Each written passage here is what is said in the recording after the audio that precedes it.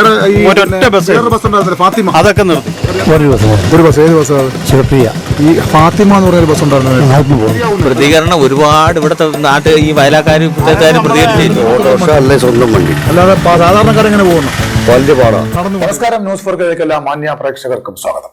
നിയമങ്ങൾ പാലിക്കാനാണ് ഇവിടെ നിയമസംഹിതകൾ ഉണ്ടാക്കിയത്. എന്നാൽ നിയമങ്ങൾ പാലിക്കാൻ കഴിയില്ല എന്ന് തെളിയിച്ചിരിക്കുകയാണ് ഇവിടുത്തെ ഒരു മുതലാളി. സാധാരണ ജനങ്ങൾക്ക് സുരക്ഷിതമായി യാത്ര ചെയ്യുവാനാണ് ഇവിടെ ബസ്സുകൾ ഓടുന്നത്. എന്നാൽ ഇവിടെ ജനങ്ങളെ കയറ്റാതെയും ഒരു പ്രദേശത്തുള്ള ഒരു മനുഷ്യർക്കും ഉപകാരമില്ലാതായിട്ട് 2 വർഷമായി. ബസ്സൊന്നുമില്ല, ഓട്ടോ വരുന്നെങ്കിലും വള്ളം പോലെ വരുന്നത്. ബൈക്കിലാണെങ്കിൽ ഞാൻ അതിനകത്ത് പലരും വണ്ടി കയറിയാൽ ഞാൻ വീഴുന്ന പോലെയാ പോകുന്നത്. 2 ദിവസം കൊണ്ട് ഒരു വണ്ടി പോകുന്നു. ഏത് വണ്ടിയാ? ശിവപ്രിയ. ഒരൊറ്റ ബസ് ഫാത്തിമ, അതൊക്കെ നിർത്തി. ചെങ്കുളത്ത് നിന്ന് പുനലൂര് പോയി, പുനലൂരിൽ നിന്ന് അഞ്ചൽ വന്ന്, അഞ്ചൽ നിന്ന് കടക്കിലേക്ക് പോകുന്ന ഒരു ബസ്സാണ് ഫാത്തിമ എന്ന് പറഞ്ഞ ബസ്. 2008 പെർമിറ്റ് കൊടുത്ത ഈ ബസ്, ഇതിന്റെ പേര് ഇപ്പം ഡൊറോഡോ എത്താം. 5-6 ടൂറിസ്റ്റ് ബസ്സുകളൊക്കെ ഉള്ള ഒരു വലിയ മുതലാളിയാണ് ഡൊറോഡോ ബസ്. ബാംഗ്ലൂർ ബിസിനസ് ഒക്കെ ഉണ്ട് പുള്ളി. ഒരു പ്രൈവറ്റ് ബസ് പോലും നേരെ ചൊവ്വ സർവീസ് നടത്താൻ പറ്റാത്തവരാണ് ഈ ഡൊറോഡോ മുതലാളി. ജനങ്ങളെല്ലാം തന്നെ ഈ ബസ്സിനെതിരെ പരാതി പറയും. നമസ്കാരം, പേരെന്തോ? ഇവിടെ ഇപ്പൊ റൂട്ട് ബസ്, പ്രൈവറ്റ് ബസ് ഒന്നും ഓടുന്നത് ഈ വഴി? ഒരു ബസ് ഏത് ബസ്? ശിവപ്രിയ. ഈ ഫാത്തിമ എന്ന് പറഞ്ഞ ബസ് ഉണ്ടായിരുന്നു. എത്ര നാളുകൊണ്ട് പോകുന്നില്ല? 2 വർഷം കൊണ്ടില്ല. അങ്ങനെ വണ്ടി ഇവിടെ ഓടിയിട്ടുണ്ടായിരുന്നു. നേരത്തെ ഓടിക്കൊണ്ടിരുന്ന നിർത്തിയതല്ലേ? ഇവിടുന്ന് വയല വഴി ഉള്ളൊരു ബസ് ഉണ്ടായിരുന്നു. എത്ര ബസ് ഉണ്ടായിരുന്നു? 2-3 ദിവസം ഉണ്ടായിരുന്നു. പ്രൈവറ്റ് ബസ് ഉണ്ടായിരുന്നു അല്ലേ? ട്രാൻസ്പോർട്ട് ഒന്നും ഇല്ലല്ലോ. ട്രാൻസ്പോർട്ട് ഇല്ല, പ്രൈവറ്റ് ബസ് ഉണ്ട്. ഇപ്പൊ ആ ബസ് ഉണ്ടോ? ഏതെങ്കിലും? ഒരു ബസ്സും ഇല്ല, ഒന്നും ഓടുന്നില്ല. ഏതൊക്കെ ബസ്സാണെന്ന് അറിയാം?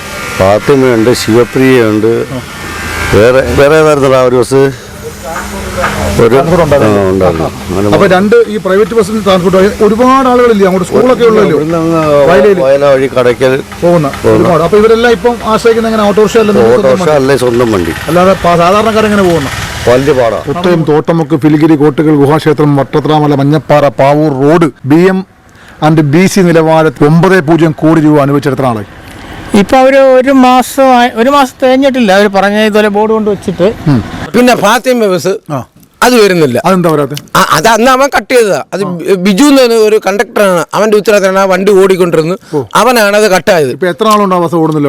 ആ ബസ് 2 വർഷം കൊണ്ട് ആ ബസ് ഓടുന്നില്ല. ഈ ബസിന്റെ ടൈം ഷീറ്റ് ഞാൻ നിങ്ങൾക്ക് ഇവിടെ കാണിക്കും. ഈ ബസ് ഉച്ചയ്ക്ക് 2:25 കടക്കൽ എത്തേണ്ടുന്ന ബസ്. ഈ ബസ് പല നാളുകളായിട്ട് ഈ റൂട്ട് ഓടാതെ ഇദ്ദേഹം പുനലൂർ അഞ്ചല് മാത്രം ഓടിയിട്ട് ഈ ബസ് ബൈപ്പാസിന്റെ സൈഡിലോ അല്ലെങ്കിൽ ഇദ്ദേഹത്തിന്റെ ബസ് പാർക്കിംഗ് ഏരിയയിലോ അല്ലെങ്കിൽ ബസ് സ്റ്റാൻഡിലോ ഒക്കെ പാർക്ക് ചെയ്യുന്ന പല ആളുകളും, പല മീഡിയക്കാരും ഇത് കണ്ടിട്ടുമുണ്ട്.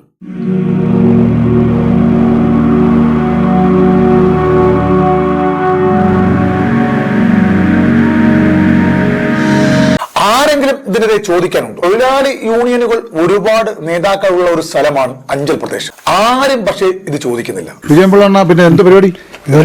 തന്നെ പരിപാടി. പിന്നെ വണ്ടിയുണ്ടോ ഇതിലേ കൂടെ? ഇപ്പൊ വണ്ടിയില്ല. നിങ്ങൾക്ക് പോകാൻ വണ്ടിയുണ്ടോ? ഇല്ലില്ല. അപ്പൊ എങ്ങനെയാ പോകുന്നത് ഇവിടുന്ന് അഞ്ചലോട്ടൊക്കെ? അഞ്ചലോട്ട് നമ്മൾ ഇതിലേ കൂടെ 2 വണ്ടിയുണ്ട്. അത് എത്ര രൂപ ടിക്കറ്റ് ചാർജ്? അത് 18 രൂപ. ഇതാകുമ്പോ ഈ വഴിയാകുമ്പോഴും ഇതാകുമ്പം നേരത്തെ 13 രൂപയായിരുന്നു. 13, ഇതിലേ കൂടെ 13. ഇതിപ്പോ എത്ര നാളുകൊണ്ട് വണ്ടിയില്ല? ഇതിപ്പോണ്ട് 1-2 വർഷം കൊണ്ടില്ല. വണ്ടിയില്ല. ഈ ഫാത്തിമ ബസ് ഇവിടെ ഓടിക്കൊണ്ടിരുന്നില്ലേ? ഇപ്പൊ അതിന്റെ പേര് മാറ്റി അറിഞ്ഞായിരുന്നു, ഡോറോഡോ. അങ്ങനെ കണ്ടാന്ന് തോന്നുന്നു. അപ്പൊ ഈ വഴി വരുന്നേ ഇല്ല. ഇവർക്ക് ബസ്സുകൾക്ക് യാതൊരു ഉത്തരവാദിത്വം ഇല്ല. ഈ 2 കിലോമീറ്റർ പോകുന്ന ഭാഗത്തിലെ റോഡ് പ്രശ്നമുള്ളൂ. നമ്മൾ ഈ ഖത്തർ ഇപ്പൊ വന്നേ പാലം കഴിഞ്ഞ് അങ്ങോട്ട് പുത്തയം വരെ അത് വലിയൊരു പ്രശ്നമാണോ? അത് അവിടെ നമ്മൾ കൊച്ചു വണ്ടിക്ക് പോകാൻ ബുദ്ധിമുട്ടാണ്. കൊച്ചുവണ്ടി. പക്ഷെ വലിയ വണ്ടിക്ക് പോകുന്നതിന് ബുദ്ധിമുട്ടുണ്ടോ? പിന്നെ വലിയ ലോഡ് വണ്ടിയൊക്കെ പോകുന്നത്. അപ്പൊ അതൊന്നും കുഴപ്പമില്ല. ബസ് പ്രൈവറ്റ് ബസ്സുകാർക്ക് മാത്രം കുഴപ്പം ഇങ്ങോട്ട് വരാം അല്ലേ? അപ്പൊ അത് നിങ്ങൾ സാധാരണക്കാർക്കെല്ലാം ബുദ്ധിമുട്ടില്ല. കാരണം ഈ പൈസ ഇല്ലാത്തവരൊക്കെ 150 വരാനില്ലാത്ത പോണെങ്കിൽ 150 ആട്ടോ കൂടി കൊടുക്കണം. അപ്പൊ സാധാരണ ജനങ്ങൾ 10 രൂപ കൊടുത്ത് പോകേണ്ടുന്ന സ്ഥലത്ത് 150 രൂപ കൊടുത്ത് ഓട്ടോറിക്ഷ വിളിച്ചാണ് പോകുന്നത്. ഈ ബസിന്റെ പെർമിറ്റ് കൊടുത്ത അധികാരികളെ നിങ്ങളിതൊന്നും കാണുന്നില്ലേ? ഈ അമ്മ പറയുന്നത് എന്താണോ? ഫാത്തിമ എന്ന് പറയുന്ന ബസ് നേരത്തെ ഉണ്ടായിരുന്നു, അതിപ്പോ ഉണ്ടോ? അതില്ല. ഇല്ല. അത് എത്ര കൊണ്ടില്ല? നടന്നാ വരുന്നല്ലോ. പുത്തേറ്റ് നടന്നാ വരുന്നത്. എത്ര കൊടുക്കണം? ഇവിടെ 30 രൂപ കൊടുക്കണം. 30. അതില്ലാത്തതുകൊണ്ട് നമ്മൾ നടന്നു വരുന്നു. വളരെ ബുദ്ധിമുട്ട്. റോഡ് നടക്കാൻ പോലും ബുദ്ധിമുട്ടല്ലേ? ഞങ്ങൾ ഈ ബസിനെ പിന്തുടർന്ന് പോയി അവിടുത്തെ നാട്ടുകാരുടെ അഭിപ്രായം എടുത്തതിന്റെ പിറ്റേ ദിവസം ഈ വാഹനം അവിടെ ഓടി. കഴിഞ്ഞ 2 വർഷമായി ഓടാതിരുന്ന വാഹനമാണ് അവിടെ ഓടിയത്. ഞങ്ങൾ ഈ ജനങ്ങളുടെ അഭിപ്രായം എടുത്ത അന്ന് രാത്രി എന്നെ വിളിച്ച് ഇതിന്റെ ഓണർ ഭീഷണിപ്പെടുത്തുകയും ചെയ്തു. പിറ്റേ ദിവസം വാഹനം ഓടുകയും ചെയ്തു. അങ്ങനെ 2 ദിവസം ഇവർ ഓടിയതിനു ശേഷം വീണ്ടും ഇവർ പഴയ പണി തന്നെ തുടങ്ങി. അപ്പൊ ഞങ്ങൾ വീണ്ടും ഇദ്ദേഹത്തെ പിന്തുടർന്നു. അങ്ങനെയാണ് ഞങ്ങൾ അഞ്ചൽ ബസ് സ്റ്റാൻഡിൽ 2:25 സമയത്തൊക്കെ ഈ വാഹനം അഞ്ചൽ ബസ് സ്റ്റാൻഡിൽ പാർക്ക് ചെയ്തിരിക്കുന്ന വീഡിയോ എടുക്കാൻ പോകുന്നത്. അപ്പൊ അവിടെ പോയി നടന്ന സംഭവം സമയത്തായി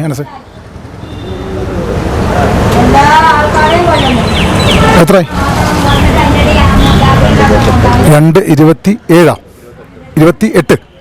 2:28 ഇപ്പൊ സമയം. ഉച്ചയ്ക്ക് 2:28 സമയം. ഈ സമയത്ത് നിലവിൽ ഈ കിടക്കുന്ന നമ്മുടെ ഈ ബാക്കിൽ കാണുന്ന ഈ ഡൊറോഡ ബസ് ഈ സമയത്ത് എവിടെ എത്തേണ്ടതെന്ന് വെച്ചാൽ കടക്കിൽ എത്തേണ്ട ബസ്സാണ്. കടക്കിൽ നിന്ന് തിരിച്ച് ഇങ്ങോട്ട് വരേണ്ടുന്ന വണ്ടിയാണ് ഈ 2 സമയത്ത്. ഈ സമയത്ത് ഇവിടെ വണ്ടി കൊണ്ടുവന്ന് ഇവിടെ പാർക്ക് ചെയ്തിരിക്കുകയാണ്. കാരണം ഇത് ഓട്ടം പോകാതെ ഇവിടെ ഒന്ന് അഞ്ചൽ കൊണ്ടുവന്ന് പാർക്ക് ചെയ്യും. നമുക്ക് വണ്ടിയുടെ സ്റ്റാഫിനോടൊന്ന് ചോദിക്കാം. എന്താ പോകുന്നത്? എന്നും പഞ്ചറാണ് ടയർ പഞ്ചർ ആയതുകൊണ്ടാണ് നമ്മൾ ഓടാന്ന് ഉറപ്പാണ്.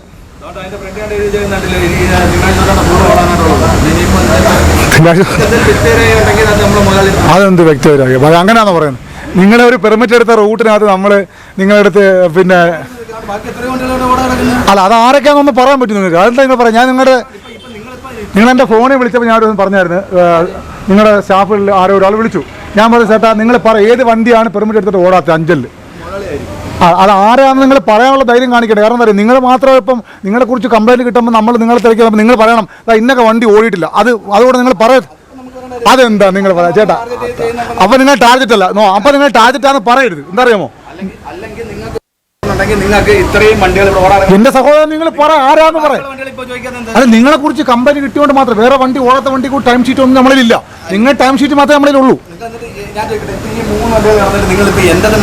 അല്ല നിങ്ങൾ ടൈം ഷീറ്റ് ഞങ്ങൾ ഇരിക്കുന്നത്. അപ്പൊ നിങ്ങളെപ്പോൾ ആരും ഒരാൾ ഇടപെട്ട് ടൈം ഷീറ്റ് തരൂ. ഞങ്ങൾ ഉപദ്രവിക്കുന്നില്ല. നമ്മൾ നിങ്ങൾ ചോദിച്ചതേ ഉള്ളൂ. ഈ സമയത്ത് കടയ്ക്ക് പോകുന്ന നിങ്ങൾ പഞ്ചറായെന്ന് മാത്രം ചോദിച്ചതേ ഉള്ളൂ. ഓക്കെ. അപ്പം അദ്ദേഹം ഒരു തൊഴിലാളിയാണ്. അദ്ദേഹത്തിന് ഇപ്പം വേറായിട്ടൊന്നും പറയാൻ പറ്റത്തില്ല. കാരണം അദ്ദേഹത്തിൻ്റെ ജോലി അദ്ദേഹം ചെയ്യുന്നു. കാരണം അദ്ദേഹത്തിൻ്റെ മുതലാളി പറയുന്നു ഓടണ്ടെന്ന് പറഞ്ഞാൽ അദ്ദേഹം ഓടത്തില്ല. അത്രയേ ഉള്ളൂ. അല്ലാതെ അദ്ദേഹത്തിനോട് നമ്മൾ കുറ്റം പറയാൻ പറ്റില്ല. കാരണം അദ്ദേഹം പറയുന്ന ഒരു പ്രധാനപ്പെട്ട ഒരു വിഷയം എന്ന് പറഞ്ഞാൽ ഒരുപാട് വണ്ടികൾ ഇങ്ങനെ പെർമിറ്റ് കട്ട് ചെയ്തുകൊണ്ട് വണ്ടി ഒതുക്കിയിട്ടുണ്ട് എന്നാണ് പറയുന്നത്. അപ്പോൾ അദ്ദേഹം അത് പറയാൻ തയ്യാറല്ലാത്തതുകൊണ്ട് മാത്രമാണ്. അപ്പോൾ പ്രേക്ഷകർ ഏതെങ്കിലും ഏരിയയിലൂടെ നിങ്ങളുടെ വാഹനങ്ങൾ സ്ഥിരമായി ഓടിക്കൊണ്ടിരുന്ന വാഹനം ഓടാതിരുന്നിട്ടുണ്ടെങ്കിൽ തീർച്ചയായിട്ടും ന്യൂസ് 4 കേരളയിലേക്ക് നിങ്ങൾ അറിയിപ്പിക്കണം. തീർച്ചയായിട്ടും നിങ്ങളിവിടെ യാതൊരു ദാക്ഷിണ്യവും എല്ലാ കാര്യത്തിൽ ഞങ്ങളൊന്ന് കൃത്യമായ ന്യൂസ് എടുക്കുന്നതായിരിക്കും. അപ്പം ഈ ബസ്സിനെ കുറിച്ച് നമ്മൾ ന്യൂസ് ചെയ്യേണ്ട ഒരു പ്രധാന ഘടകം എന്ന് പറഞ്ഞാൽ ഈ ബസ്സിലെ നാട്ടുകാരായ ആളുകൾ ഒരുപാട് പേര് പരാതി പറഞ്ഞതുകൊണ്ട് മാത്രമാണ് നമ്മൾ ഈ ബസ്സിൻ്റെ പിന്നാലെ കൂടിയത്.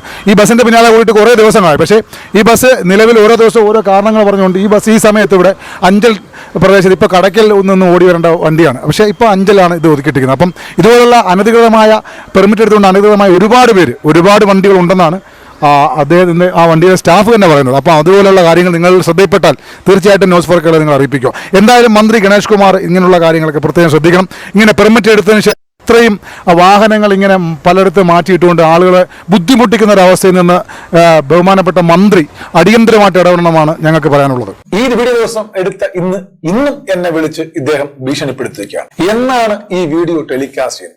തീർച്ചയായിട്ടും മുതലാളി താങ്കളുടെ വീഡിയോ കറക്റ്റായിട്ട് ജനങ്ങൾക്ക് മുമ്പിലെത്തും.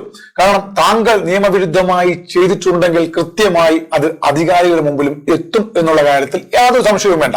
താങ്കളുടെ ഭീഷണിക്ക് മുമ്പിൽ ഓടി ഒളിക്കുന്ന ആളുകളുമല്ല ഞങ്ങളെന്ന് താങ്കളെ ബോധ്യപ്പെടുത്തുന്നു. കാരണം താങ്കൾ വലിയ ആളാണ്. സാധാരണക്കാർക്ക് ബുദ്ധിമുട്ടുണ്ടാകുന്ന രീതിയിലുള്ള നിയമ ലംഘനങ്ങൾ നടത്തിയിട്ട് താങ്കൾക്ക് ഒരു ചുക്കും സംഭവിക്കില്ല എന്ന ദാഷ്ട്യത്തോടു കൂടി പ്രവർത്തിക്കുന്ന താങ്കൾക്ക് നിയമങ്ങളെ മുഴുവൻ കാറ്റിൽ പറത്താനുള്ള കഴിവുണ്ട് എന്ന് ഞങ്ങൾക്കറിയാം. ഇത്രയൊക്കെ നിങ്ങൾ നിയമലംഘനങ്ങൾ ഇവിടെ നടത്തിയിട്ടും അനങ്ങാപ്പാറം ചെയ്തിരിക്കുന്ന മോട്ടോർ വകുപ്പും ഒക്കെ നിങ്ങളുടെ കൈകളിലാവുമ്പോൾ സ്വാഭാവികമായിട്ടും നിങ്ങൾക്ക് ചാനലുകാരെയൊക്കെ ഭീഷണിപ്പെടുത്താൻ പറ്റും. പക്ഷേ നിങ്ങൾ ഭീഷണിപ്പെടുത്തിയാലും നിങ്ങളുടെ ഭീഷണിക്ക് മുമ്പിൽ ഞങ്ങൾ വഴങ്ങില്ല എന്നുള്ള കാര്യം, ജനങ്ങൾക്കെതിരെ നിങ്ങൾ പ്രവർത്തിക്കുന്നത്, നിയമ ലംഘനങ്ങൾ നിങ്ങൾ നടത്തുന്നത് ആദ്യമായിട്ടല്ല എന്ന് ഇനിയുമുള്ള വീഡിയോകൾ നിങ്ങൾക്ക് തെളിവ് സഹിതം പ്രേക്ഷകർക്ക് ഞങ്ങൾ കാണിക്കും. തീർച്ചയായിട്ടും ഇത് ഗതാഗത വകുപ്പ് മന്ത്രി ശ്രീ ഗണേഷ് കുമാറിനെ നിങ്ങൾ ഒന്ന് പ്രേക്ഷകരായ നിങ്ങളൊക്കെ ഒന്ന് ഷെയർ ചെയ്ത് അറിയിക്കണം. ഇതുപോലുള്ള നെറികേടുകൾ കാട്ടി ജനദ്രോഹപരമായ നടപടികൾ സ്വീകരിച്ചുകൊണ്ട് സമ്പാദ്യം ഉണ്ടാക്കാമെന്ന് കരുതിയിട്ടുണ്ടെങ്കിൽ താങ്കൾക്ക് തെറ്റി. ജനങ്ങൾ ഒന്ന് തീരുമാനിച്ചാൽ മാത്രം മതി താങ്കൾ മുതലാളി തൊഴിലാളിയാകുന്ന അവസ്ഥ വരും. നിങ്ങളെപ്പോലുള്ള ഒരു വലിയ മുതലാളിയായിരുന്നു KR പള്ളിമുക്ക്, ഓർമ്മയില്ലേ? ഇവിടെ ഒരു നിയമമുണ്ട്. അത് നിയമം താങ്കൾക്ക് മാത്രമല്ല എല്ലാവർക്കും ബാധകമാണ്. താങ്കൾക്ക് മാത്രം നിയമലംഘനം നടത്താനുള്ള പെർമിഷനും ഇവിടെ ഇല്ല എന്നുള്ള കാര്യം നിങ്ങളെ ബോധ്യപ്പെടുത്തുക തന്നെ ചെയ്യും. ഏതായാലും ഒരു കാര്യം പറയട്ടെ, ഈ ട്രിപ്പുകൾ നിങ്ങൾക്ക് ഓടാൻ കഴിയില്ലെന്നുണ്ടെങ്കിൽ തീർച്ചയായിട്ടും മോട്ടോർ വെഹിക്കിൾ ഡിപ്പാർട്ട്മെന്റ് ഇടപെട്ടുകൊണ്ട് ഇതിന്റെ പെർമിറ്റ് ക്യാൻസൽ ചെയ്യാൻ തയ്യാറാകണമെന്നാണ് ന്യൂസ് ഫോർ കേരളയ്ക്ക് പറയാനുള്ളത്. അപ്പൊ അതുകൊണ്ട് അവസാനിക്കുന്നില്ല. ഇവിടെ ഇനിയും ഈ മുതലാളിയുടെ നിയമലംഘനങ്ങൾ ഒരുപാടുണ്ട്. അതിന്റെ വ്യക്തമായ തെളിവ് സഹിതം ജനങ്ങൾക്ക് മുമ്പിൽ ഞങ്ങൾ കാണിക്കാൻ വേണ്ടി വെയിറ്റ് ചെയ്യുകയാണ്. ഇത്രമാത്രം പറഞ്ഞുകൊണ്ട് ഇപ്പോൾ നിർത്തുന്നു. വീണ്ടും വരാം. അതുവരെ എല്ലാവർക്കും നന്ദി, നമസ്കാരം.